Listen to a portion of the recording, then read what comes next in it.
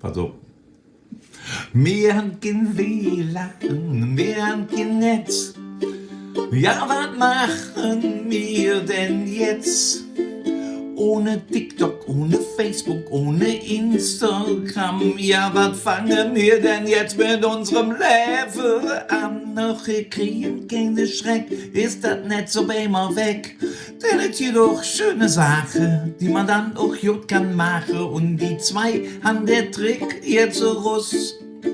Machen einfach ins das Handy aus und singen. Wir haben kein WLAN, wir haben kein Netz.